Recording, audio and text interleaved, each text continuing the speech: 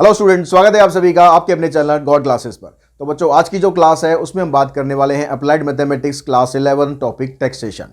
अब टैक्सेशन यानी टैक्स किस किस तरीके के टैक्स होते हैं, कैसे कैसे लगाए जाते हैं, क्या स्टेट गवर्नमेंट का रोल होता है, क्या सेंट्रल गवर्नमेंट का रोल होता है, ये सारी चीज़ें हम इसमें आज पढ़ेंगे। ठीक है। टैक्सेस जब हम लगाते हैं तो आप कोई अगर सामान परचेज करते हो, किसी अच्छी दुकान से कोई आप सामान परचेज करते हो, आप एक बिल लेते हो, तो आपने नोट किया होगा कि उसमें आपको GST एक टैक्स जो है वो देना पड़ता है। अगर आप किसी अच्छे रेस्टोरेंट में खाना खाने जाते हो तो आपको एक पक्का बिल मिलता है। ठीक है। तो उस रसीद के अंदर आप देखोगे तो नीचे खाने के बिल के अलावा आपको एक टैक्स भी देना पड़ता है। ठीक है। आप कोई पेमेंट करते हो किसी भी तरह की, तो वहाँ पर भी कई बार आपको टैक्सेस देने पड़ते हैं। लगभग आजकल हर चीज़ पर टैक्स लगता जा रहा है। ठीक है। अब ये टैक्सेस एक तरीके से अच्छे भी होते हैं, क्योंकि टैक्स जब एक सिटीजन जो है टैक्स जब देता है तो उस टैक्स का इस्तेमाल गवर्नमेंट कई सारे प्रोजेक्ट्स में करती है, और वो प्रोजेक्ट्स किसके लिए होते हैं? वो पब्लिक के लिए होते हैं। यानी पब्लिक का पैसा पब्लिक के लिए ही इस्तेमाल होता है। अगर उसको सही तरीके से इस्तेमाल किया जाता है तो देश की जो इकोनॉमी है, देश का जो इंफ्रास्ट्रक्चर है, वो काफ़ी अच्छा डेवलप हो सकता है। इसलिए टैक्सेस के ऊपर आजकल ज़्यादा जोर दिया जा रहा है, ताकि हर व्यक्ति जो है अपने हिसाब से जितनी उसकी इनकम है या जो वो चीज़ें परचेज करता है उसके हिसाब से वो टैक्स पे करे, ताकि गवर्नमेंट आपको बेटर से बेटर फैसिलिटी दे सके। ठीक है। अब हम समझते हैं कि यहाँ पर टैक्स किस किस तरीके के होते हैं। टैक्सेस की अगर हम बात करें तो दो तरीके के टैक्स होते हैं। एक होता है इनडायरेक्ट टैक्स और एक होता है डायरेक्ट टैक्स। अब इनडायरेक्ट टैक्स जो होता है वो डायरेक्टली आपसे नहीं लिया जाता, आपको कई बार पता भी नहीं चलता कि आप टैक्स दे रहे हो, लेकिन एक्चुअली में आप टैक्स दे रहे होते हो। और डायरेक्ट टैक्स होता है जब आपको पता होता है, आप खुद टैक्स पे करते हो। जैसे इनकम टैक्स होता है, इनकम टैक्स आपको पता है कि मेरी इनकम इतनी है, उसके हिसाब से इतना टैक्स बनता है, तो आप वहाँ ITR फाइल करते हो, अपना टैक्स जो है वहाँ पर देते हो। और कई बार जब हम कुछ सामान परचेज करते हैं, मान लो कोई चीज़ 10,000 की है, उसका जो मार्केट प्राइस 10,000 का है, लेकिन जो GST वगैरह उसमें काउंट होके आपको बताया जाता है कि भाई ये मोबाइल आपको 12,000 का पड़ेगा। अब 12,000 देते हो, आपको पता नहीं चलता कि आप उसमें 2,000 GST दे रहे हो। ठीक है, फॉर एग्जाम्पल। तो अब यहाँ पर किस किस तरीके के इनडायरेक्ट टैक्स होते हैं और किस तरीके के डायरेक्ट टैक्स होते हैं, ये सब हम बात करते हैं। जो इनडायरेक्ट टैक्स होता है उसमें कई तरह के जो टैक्स होते थे जो पहले लगाए जाते थे, जैसे वैल्यू एडिड टैक्स हो गया, एक्साइज ड्यूटी होगी, कस्टम ड्यूटी होगी, सर्विस टैक्स हो गया। इस तरह के कई सारे टैक्सेस होते थे, अलग अलग इनके नाम होते थे। लेकिन 2017 के बाद से जो इनडायरेक्ट टैक्सेस थे, इन सबको रिप्लेस करके सिर्फ एक टैक्स बनाया गया, उसका नाम रखा गया गुड्स एंड सर्विसेज टैक्स, यानी GST। ठीक है। अब मतलब ये सारे अलग अलग टैक्सेस को हटाकर एक टैक्स बना दिया, ताकि उसको याद रखने में भी आसानी रहे, पे करने में भी आसानी रहे। अब गुड्स एंड सर्विसेज टैक्स में इसकी जो शॉर्ट फॉर्म होती है उसको हम GST भी बोलते हैं। ये इनडायरेक्टली किस पर लगाया जाता है? On the supply of goods and services. जो भी आप सामान लेते हो या सर्विसेज लेते हो, ये टैक्स उसके ऊपर लगाया जाता है। अब इससे रिलेटेड कुछ टर्म्स हैं जो आपको समझनी है। सबसे पहले है डीलर। डीलर मतलब कोई भी फर्म हो सकती है या कोई भी पर्सन हो सकता है जो कि गुड्स या सर्विसेज खरीदता है रीसेल करने के लिए। जैसे अगर आपने कोई मान लो टीवी परचेज करना है, तो टीवी आप डायरेक्टली मैन्युफैक्चर कंपनी के पास तो जाते नहीं है। अपने LG का टीवी खरीदना है, आप LG के पास नहीं जाते, आप LG के शोरूम में जाते हो, यानी डीलर के पास जाते हो, जिसका डायरेक्ट कनेक्शन होता है मैन्युफैक्चर से। वो मैन्युफैक्चर से अपने यहाँ पर डिस्प्ले करता है, वहाँ पर जाके आप देखते हो, जो आपको अच्छा लगता है वो सामान आप ले लेते हो, यानी वो डीलर से आपने परचेज किया। Intra state sale. Intra state sale का मतलब होता है कि अगर सेल सेम ही स्टेट के अंदर की जाए या सेम ही यूनियन टेरिटरी के अंदर की जाए तो उसको बोला जाता है इंट्रा स्टेट सेल।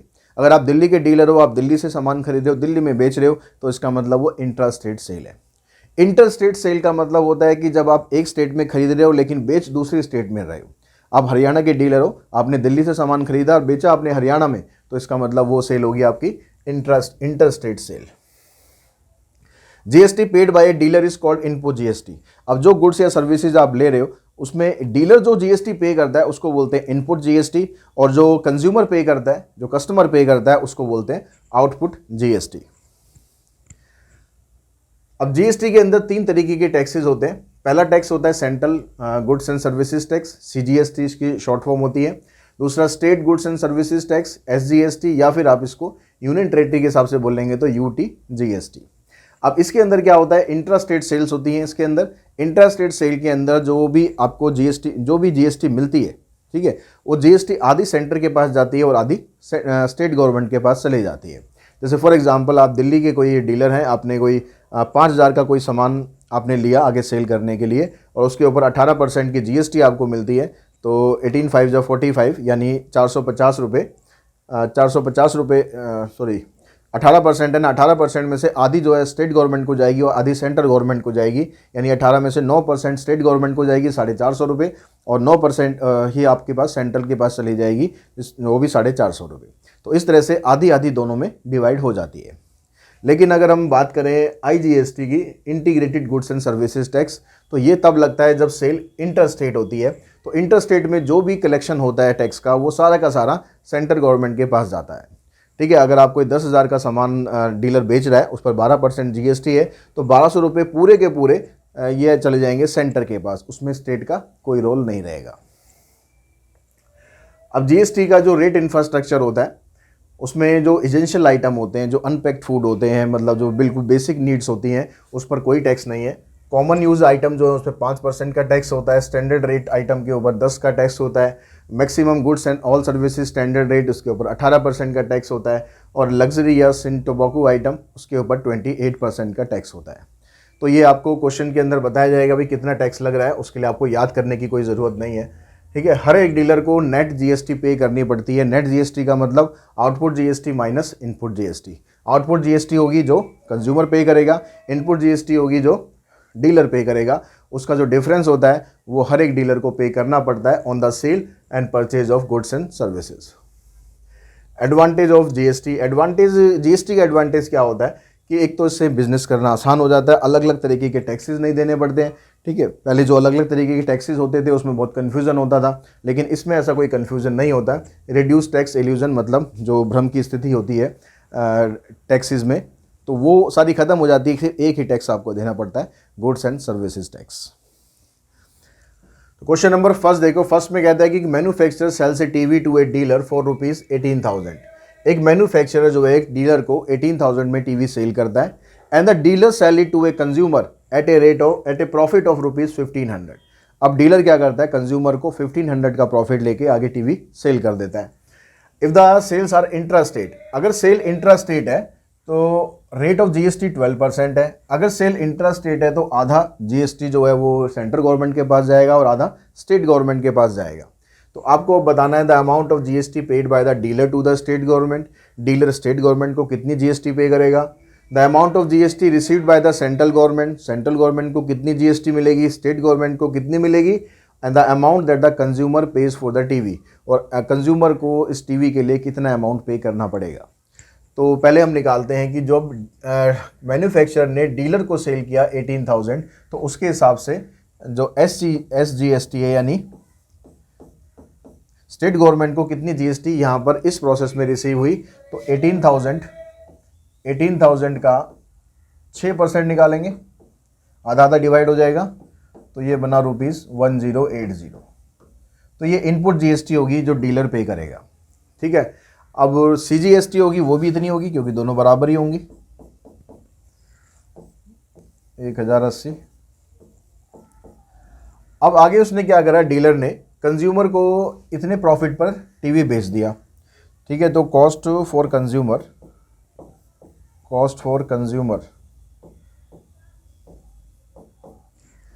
तो यहाँ से आया आपके पास 18,000, तो टीवी का प्राइस था 1,500 रुपये, और उसमें ऐड कर दो तो कंज्यूमर ने टीवी खरीदा 19,500 का। इतने का रेट उसको बताया गया कि भाई 19,500 का टीवी है। अब यहाँ से आपको जो GST रिसीव होगी वो कितनी मिलेगी, GST कलेक्टेड बाय डीलर,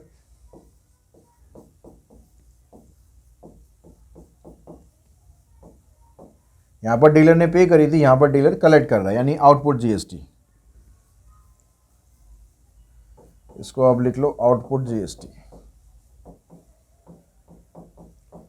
तो ये कितना बनेगा, 19,500 का 6%, 6 पंजे 30, 6 नीम 54 और 3 57, 6 और 5 11, 1,170 रुपये आउटपुट GST हुई। ठीक है, यही सेंट्रल गवर्नमेंट को मिलेगी और यही स्टेट गवर्नमेंट को मिलेगी। अब पहले वाले क्वेश्चन पे आते हैं, the amount of the GST paid bye dealer. Dealer कितनी GST पे करता है, डीलर पे करता है output GST minus input GST। तो आउटपुट GST आपके पास आई है कितनी, 1170, और इनपुट GST कितनी थी, 1080। तो 90 रुपीज़ की GST पे करेगा डीलर। सेकंड में कहता था amount of GST received by the central government. अब सेंट्रल गवर्नमेंट को कितनी जीएसटी मिलेगी? अब सेंट्रल गवर्नमेंट को जो जीएसटी मिलेगी वो पहले तो 1080 ये मिल गई, प्लस जो इन दोनों का डिफरेंस था 90 रुपीज़, यानी वो भी मिल गया, तो टोटल मिलाकर 1170। या आप डायरेक्टली ये भी कह सकते हो जो लास्ट में जो जीएसटी मिलेगी ये मिलेगी स्टेट गवर्नमेंट को, ठीक है, कितनी 1170। और थर्ड में कहता है amount of GST received by the state government. State government को भी सेम ही मिलेगी एसजीएसटी, ये सीजीएसटी था, ये एसजीएसटी हो जाएगा ₹1170। फिर फोर्थ पार्ट में कहता है the amount that the consumer pays for the TV. Consumer को कितना अमाउंट पे करना पड़ेगा? तो कंज्यूमर को 19,500 का तो टीवी बताया गया, जो मार्केट प्राइस है वो 19,500 है, लेकिन जो स्टेट गवर्नमेंट को जीएसटी जा रही है 1170 वो भी तो उसी के द्वारा दी जा रही है, और जो सेंट्रल गवर्नमेंट को जा रही है वो भी उसी के द्वारा दी जा रही है, यानी ये दोनों जीएसटी और ऐड हो जाएंगी, तो ये आ जाएगा कितना 0, 7 और 7 14, 2 और 5 7 और 1 8, और 9 और 2 11, और 1 और 1 2, यानी जो टीवी 19,500 का था वो कंज्यूमर को पड़ेगा 21,840 का।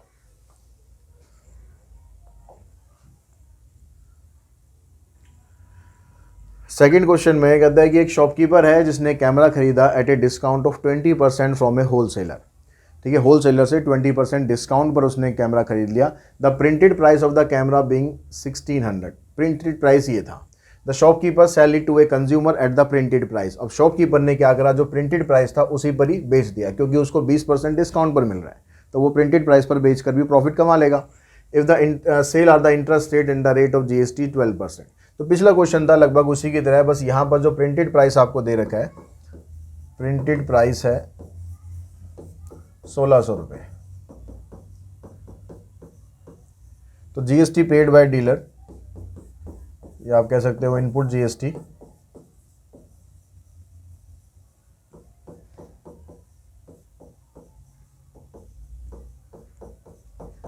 ये कितना आ जाएगा? पहले जीएसटी से पहले तो प्राइस निकालना पड़ेगा ना, प्राइस फॉर डीलर।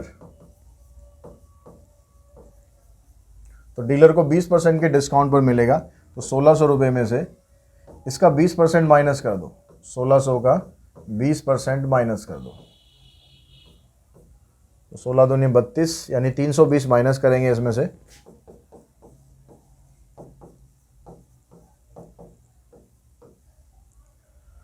पंद्रह 5 में से 3, यानी 1280 रुपये का इसको मिल गया कैमरा।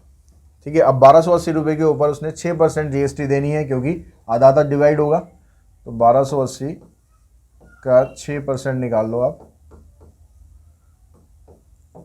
6 48, 6 दूनी 12, 4 16, 6 और 1 7, यानी 76 रुपये एंड 80 पैसे। ठीक है, ये होगी इनपुट जीएसटी।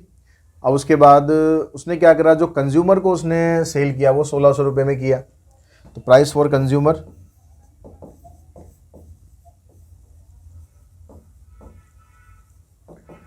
तो ₹1600। तो आउटपुट जीएसटी जो कंज्यूमर पे करेगा वो कितनी होगी? तो 1600 का 6% निकालो, तो आ जाएगा ₹96। अब फर्स्ट पार्ट में कहता है GST paid by the shopkeeper to the central government. Shopkeeper कितनी जीएसटी पे कर रहा है? तो शॉपकीपर को आउटपुट जीएसटी कितनी है? 96 रुपीज़, उसमें से इनपुट जीएसटी माइनस कर दो, यानी 76 रुपीज़ 80 पैसे, ये माइनस करो, इतनी देगा वो, तो कितना आ जाएगा? यहाँ से आ जाएगा 0, 10 माइनस 8 2, और यहाँ पर आ जाएगा 15 माइनस 6 9 और 1, 19 रुपीज़ 20 पैसे शॉपकीपर जो है वो सेंट्रल गवर्नमेंट को देगा। अगर स्टेट गवर्नमेंट आएगा तो ये भी सेम ही रहेगा, क्योंकि आधा आधा देगा दोनों को। ठीक है, सेकंड पार्ट में कहता है कि भाई GST received by the central government, तो जो आपके पास आउटपुट जीएसटी आती है वो मिलती है सेंट्रल गवर्नमेंट को, तो ₹96।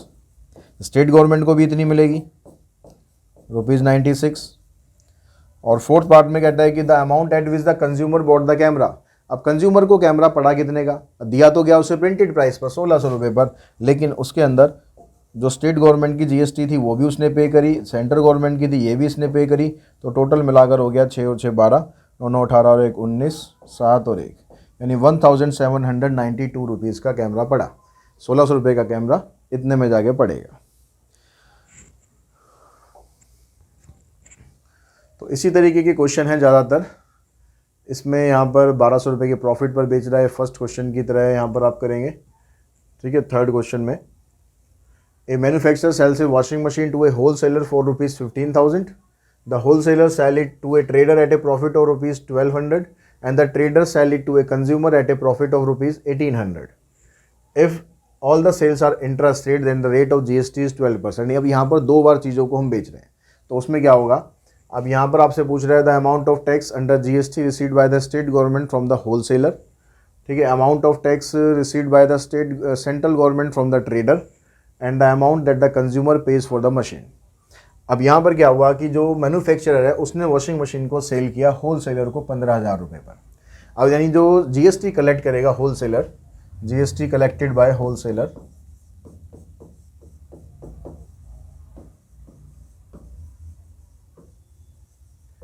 या फिर आप कह सकते हो कि GST paid by GST collected by manufacturer not wholesaler, GST collected by manufacturer और पेड बाय होल सेलर, ये लिख सकते हो आप। ये कितनी हो जाएगी, 15,000 पर 12% है तो 6% आएगी, 15 6 90, तो 900 रुपये यहाँ से कलेक्ट किए। ठीक है, आप या फिर आप कह सकते हो कि GST given by wholesaler. अब होल सेलर ने क्या करा, आगे उसको 1200 रुपये के प्रॉफिट पर बेचा, तो प्राइस फॉर किसको बेचा उसने, ट्रेडर को। तो प्राइस फॉर ट्रेडर कितना पड़ा,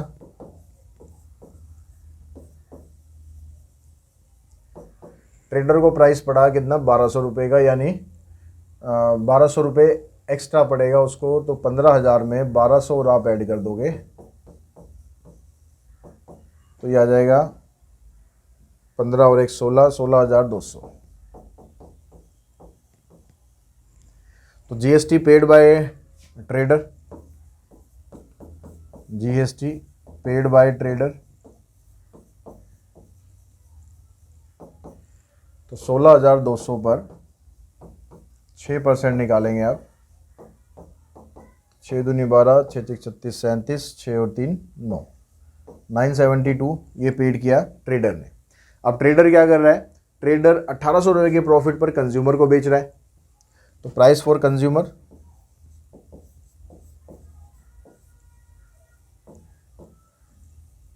अब ट्रेडर ने खरीदा कितने में था, 16,200 में, और वो 1800 रुपये का प्रॉफिट और कमा रहा है, तो कितना हो गया, 16 17 18, 18,000 हो गया। तो 18,000 रुपये का कंज्यूमर को बेचा जा रहा है। तो यहाँ पर GST paid by consumer, GST paid by consumer 18,000 का 6% निकाल दो, 1,080, ये कंज्यूमर ने पे किया। अब आपसे पूछा जा रहा है the amount of tax under GST received by the state government from the wholesaler. तो होल सेलर ने यहाँ पर जो GST कलेक्ट की मैन्युफैक्चरर ने या होल सेलर ने दी, बातें की है, तो वो कितनी दी उसने, 900 रुपये। तो ये होगी उसकी इनपुट GST। ठीक है, और उसने आगे बेचा, आगे उसने बेचा कितने में, उसने बेचा 972 रुपीज़ में, और 972 रुपीज़ उसके लिए आउटपुट GST बन गई। तो अमाउंट SGST का कितना बना, मैन्युफैक्चरर ने इतनी GST दी और इतनी GST उसने कलेक्ट करी, यानी ये उसके लिए आउटपुट हो गया, ये उसके लिए इनपुट हो गया। तो 972 में से 900 माइनस कर लोगे तो 72 रुपीज़ GST कलेक्शन हो गया। उसके बाद क्या था, the amount of tax under GST received by the central government from the trader. अब ट्रेडर ने इतनी GST दी और इतनी GST उसने ली, यानी ये इनपुट हो गया उसके लिए, ये आउटपुट हो गया। तो सेंटर को दे चाहे स्टेट को दे, दोनों बराबर ही होंगी। तो 1,080 में से 972 माइनस करेंगे तो 10 माइनस 2 8, यहाँ पर आ गया 0, और 10 माइनस 9 1, 108 रुपये ये यहाँ पर आ गया। The amount that the consumer pays for the machine. अब कंज्यूमर ने कितने में मशीन खरीदी, कंज्यूमर को मशीन का जो प्राइस है वो पड़ा कितना, 18,000 रुपये, और उस 18,000 रुपये पर उसने 1,080 GST स्टेट गवर्नमेंट को दी और 1,080 सेंटर गवर्नमेंट को दी, तो उसको पड़ गया टोटल 0, 8 8 16,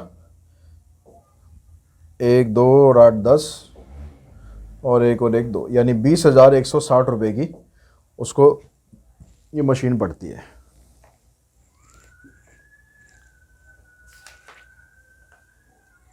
$72 100 20,160। वाह यार लड़के। उसके बाद इसी तरह से क्वेश्चंस आप कर सकते हैं आगे। 2-3 क्वेश्चन सारे मतलब इसी तरीके के हैं, या तो प्रॉफिट हो रहा होगा या फिर डिस्काउंट होगा। तो एक क्वेश्चन हम ले लेते हैं, मान लो ये 6 क्वेश्चन और ले लेते हैं। इसमें कहता है retailer buy a TV from a wholesaler for ₹40,000। एक रिटेलर ने होल सेलर से टीवी खरीदा 40,000 में। He marks the price of the TV 15% above his cost price. अब उसने क्या करा, इतने में टीवी खरीद कर और इसका 15% और ऐड करके उसने मार्क कर दिया कि भाई टीवी इतने का है, ठीक है। And sell it to a consumer at 5% discount, और कंज्यूमर को कहा भाई 5% के डिस्काउंट पर आप ले लो। If the sales are interested and the rate of GST is 12%, find the mark price of the TV. तो अब टीवी जो है उसने रिटेलर ने कितने में खरीदा, प्राइस फॉर रिटेलर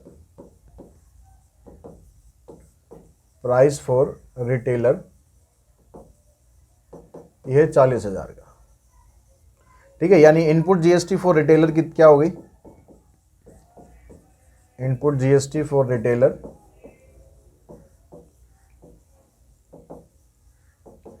40,000 का 6% आप निकाल दो, तो 2,400 रुपये ये GST हो गई।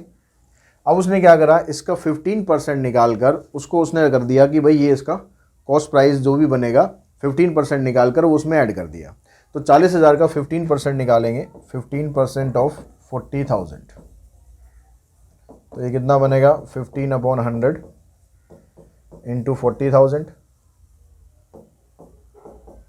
15 चौक 60, यानी 6,000 रुपये उसने और एक्स्ट्रा उसके अंदर लगाकर मार्क कर दिए कि भाई ये टीवी का मार्क प्राइस है। तो मार्क प्राइस क्या बना,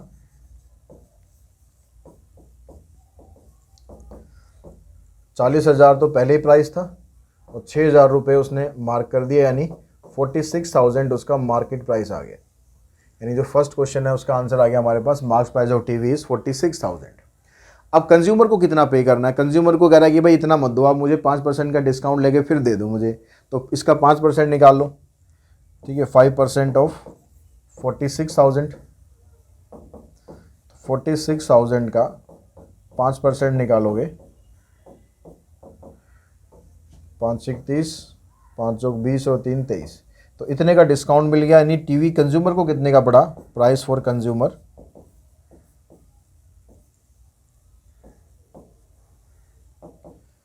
46,000 में से 2,300 माइनस कर दो, तो 43,700 रुपये बच गया। यानी कंज्यूमर को टीवी का प्राइस इतना पड़ा, अभी टैक्स वैक्स नहीं लगा है। The amount of tax paid by the retailer to the central government. अब सेंट्रल गवर्नमेंट को कितना पे करेगा रिटेलर, तो इनपुट GST तो इतनी थी, तो आउटपुट GST इस पर निकाल लो। जो GST पेड बाय कंज्यूमर होगा, आउटपुट GST, ठीक है, पेड बाय कंज्यूमर,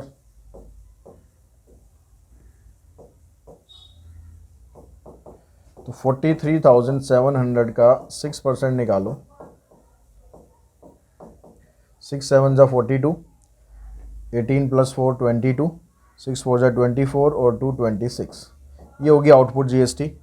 तो अब यहाँ से निकल गया हमारा price paid by consumer, price paid by consumer.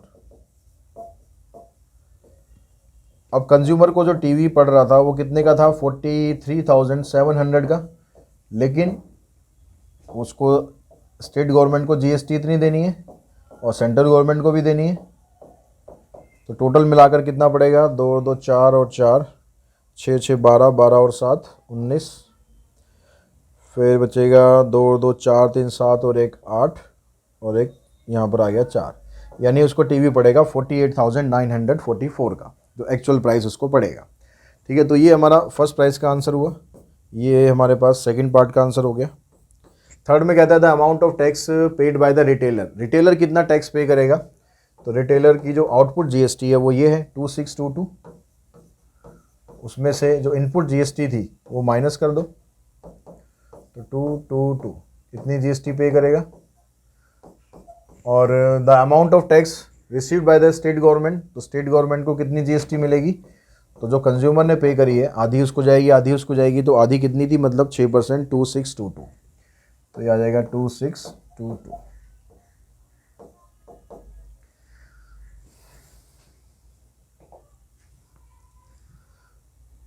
अब उसके बाद हम चलते हैं, ये सारा इंट्रा स्टेट सेल की क्वेश्चन है आगे 6, 7, 8।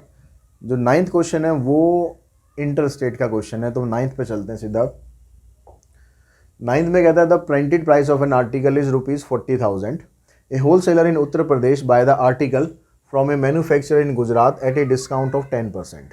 10% के डिस्काउंट पर वो उसको खरीद रहा है। प्रिंटेड प्राइस इतना है, डिस्काउंट पर इतने 10% के डिस्काउंट पर वो खरीदेगा, यानी प्राइस किसको पड़ रहा है, होल सेलर को। ठीक है, price for wholesaler, price for wholesaler कितना पड़ेगा, 40,000 का जो प्रिंटेड प्राइस है उस पर 10% का डिस्काउंट उसे मिल रहा है, तो 40,000 का 10% निकाल कर माइनस कर देंगे, तो ये बनेगा हमारे पास 4,000, यानी 36,000 का उसे पड़ता है। होल सेलर ने जो भी ये प्रोडक्ट था, जो आर्टिकल था, वो 36,000 का खरीदा। The wholesaler sell the article to a retailer in Himachal एट 5% अबव द प्रिंटेड प्राइस। अब होल सेलर ने क्या करा, हिमाचल में जो रिटेलर था उसको 5% प्रिंटेड प्राइस से ऊपर करके बेचा। तो प्रिंटेड प्राइस ही है 40,000 है, तो इसका 5% निकालोगे आप, 5% आ जाएगा इसका 2,000, तो इसमें 2,000 और ऐड करके उसने बेचा, यानी 42,000 का बेच दिया। तो प्राइस फॉर रिटेलर कितना पड़ा, 40,000 प्रिंटेड प्राइस था और उसमें 40,000 का 5% उसने निकाला। ठीक है, ये 2,000 बनेगा, तो 42,000 में रिटेलर को उसने ये बेचा। If the rate of GST on the article is 18%, तो रेट ऑफ जीएसटी 18% है। अब क्योंकि सेल इंटर स्टेट हो गई, उसने वो उत्तर प्रदेश में खरीदा और गुजरात में वो है, और उसने फिर आगे जाके हिमाचल वाले जो बंदा है ना उसको बेच दिया, तो सेल जो होगी वो इंटर स्टेट हो रही है। इंटर स्टेट होने पर सारा का सारा टैक्स जो है वो सेंट्रल गवर्नमेंट को जाएगा, स्टेट का कोई रोल नहीं रहेगा, यानी जो 18% है 18 का 18% सेंटर को जाएगा। अब यहाँ पर जो GST paid by wholesaler कितना होगा, GST paid by whole seller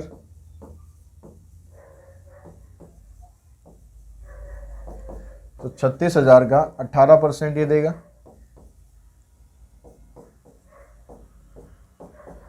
18 6 108, 108 का 8 आ गया, बचा 10, 18 3 54 और 10 64। ठीक है, 10 ही आ गई, तो इतना जीएसटी पे करेगा होल सेलर। और GST paid bye retailer, retailer को पड़ रहा है 42,000 का, तो जीएसटी उसके हिसाब से देगा। 18 दूनी 36, 18 चौक 72, 72 और 3 75, तो ये इतनी जीएसटी पे करेगा। तो फर्स्ट पार्ट में पूछता है the amount inclusive of tax paid by the wholesaler for the article, तो आर्टिकल के लिए होल सेलर ने कितना प्राइस पे किया। तो होल सेलर को कितने का पड़ रहा था, वो 36,000 का पड़ रहा था। अब उस 36,000 पर उसने जो जीएसटी है वो पे करी, कितनी जीएसटी पे करी उसने 6,480 की, टोटल मिलाकर इसको इतना पड़ गया 0 8 4 और 6 और 6 12, 3 और 1 4, यानी टोटल मिलाकर ये 42,480 का पड़ा होल सेलर को। The amount inclusive of tax under GST paid by the retailer for the article.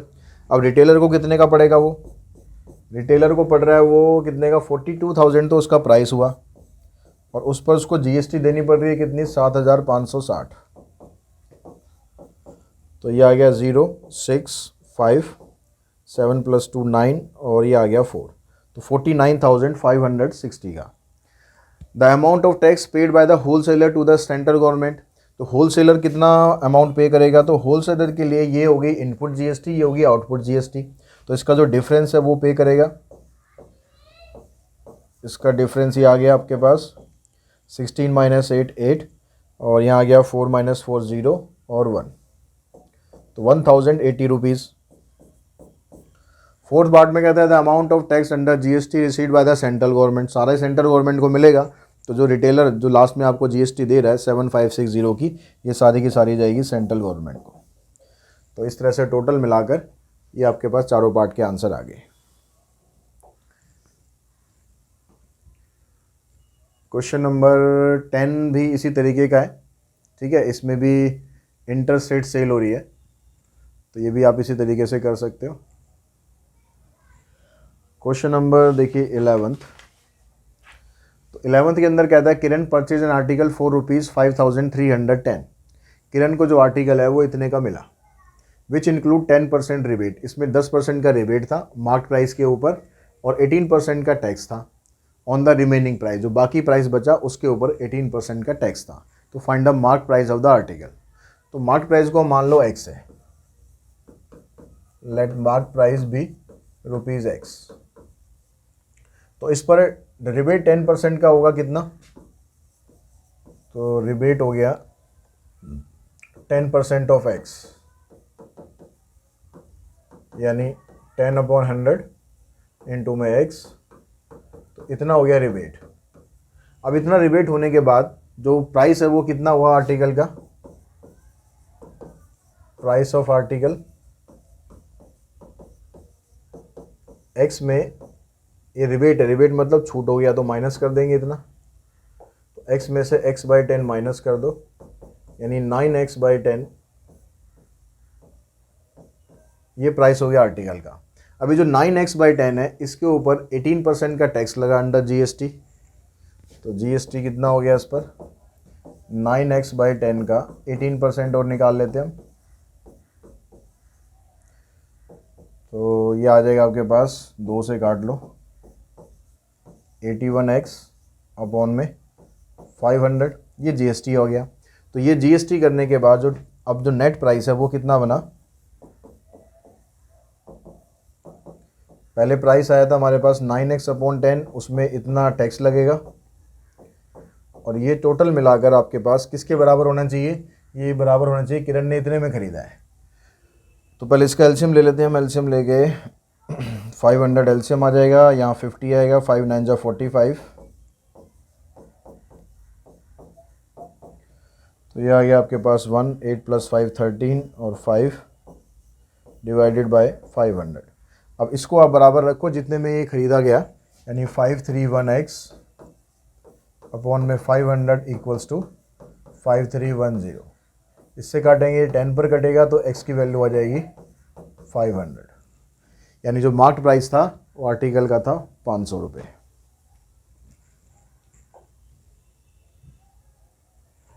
Question number 12 है। इसमें कहता है कि एक शॉपकीपर है, उसने एक आर्टिकल खरीदा जिसका लिस्ट प्राइस 8000 रुपये था at some rate of discount from a wholesaler. कुछ डिस्काउंट पर उसने खरीदा।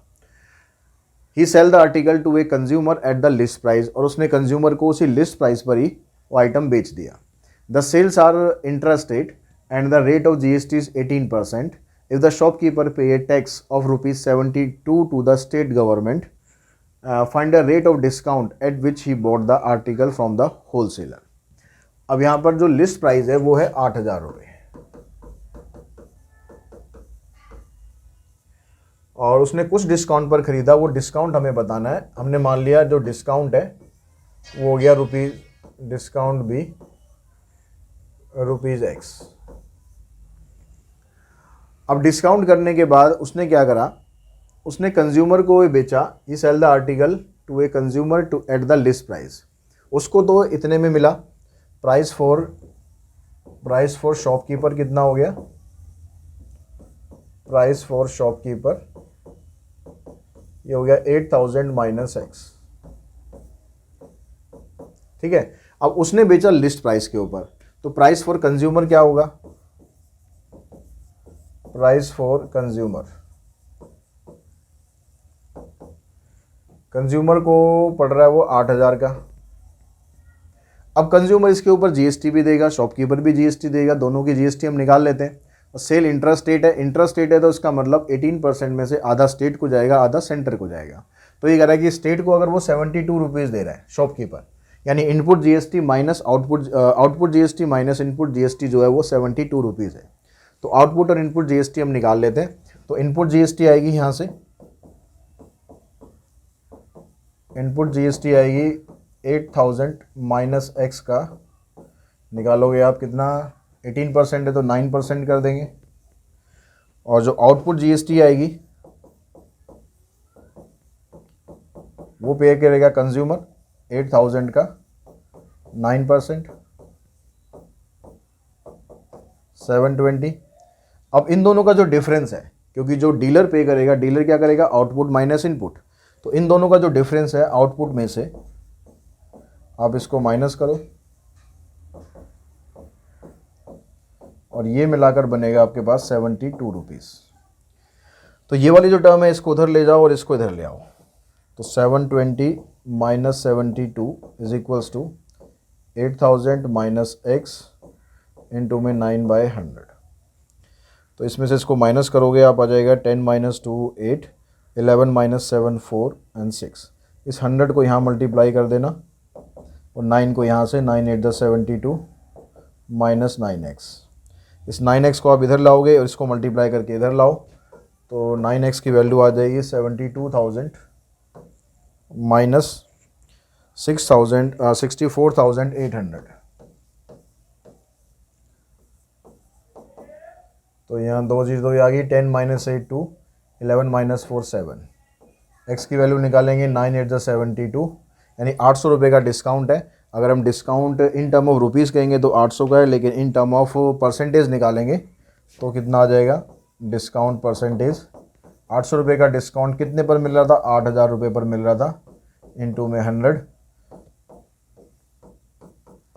तो आ जाएगा 10%। तो जो डिस्काउंट रेट है इस पर वो मिलेगा हमें 10%। तो इसी क्वेश्चन के साथ ही ये जो एक्सरसाइज है वो हम फिनिश करते हैं। आई होप इसके सारे क्वेश्चन आप इजीली कर पाएंगे। आज की इस वीडियो में इतना ही। Thanks to all of you.